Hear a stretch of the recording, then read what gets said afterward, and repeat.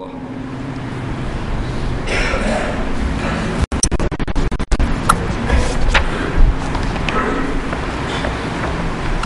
billahi minasyaitonir rajim. Bismillahirrahmanirrahim.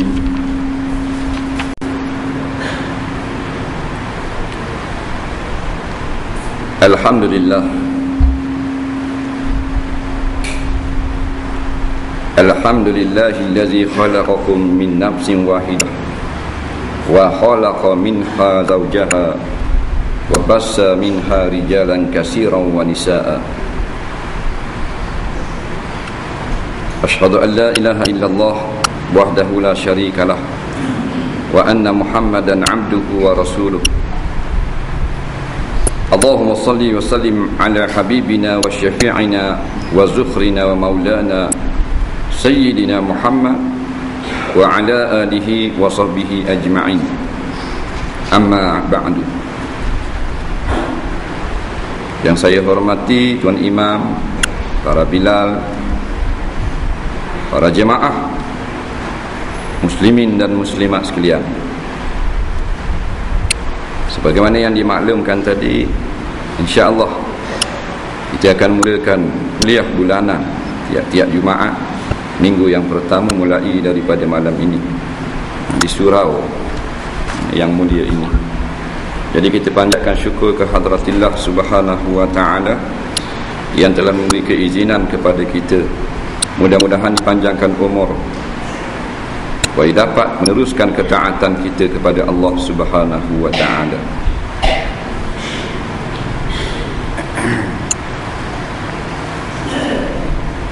Jangan hidup kita bawa jam apa? Takut dah ubuh lagi bateri. Kalau kita pula mampu.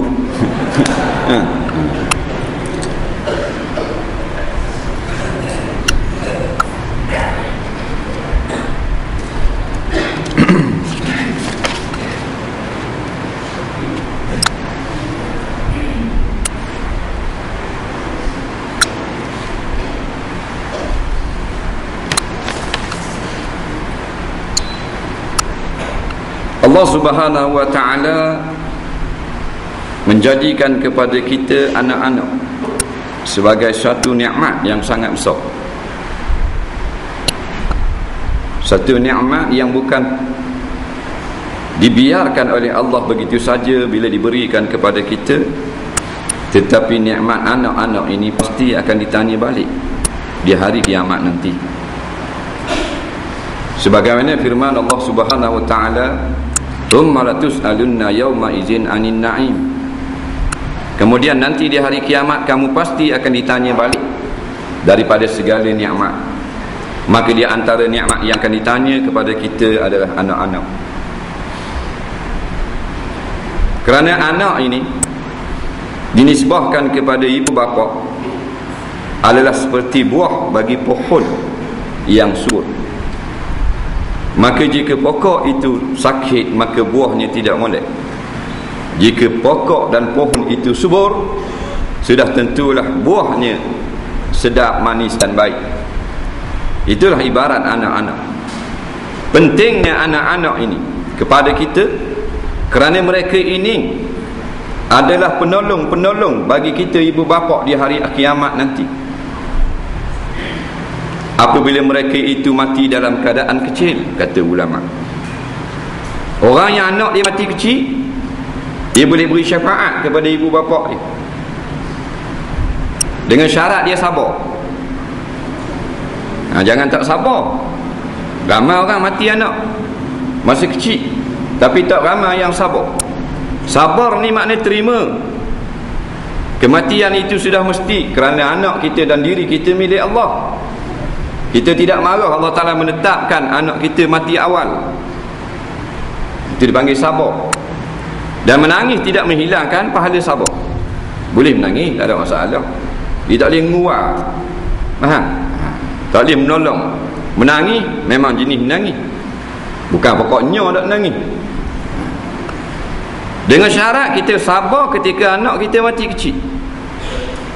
Maka disebut dalam hadis, anak itu akan memimpin tangan dua ibu bapaknya, memberi syafaat kepada keduanya dan memohon kepada Allah diampunkan dosa kedua ibu bapa. Mudah-mudahan dapat masuk serta anak ke dalam syurga. Ini untung orang ada anak mati kecil. Betul.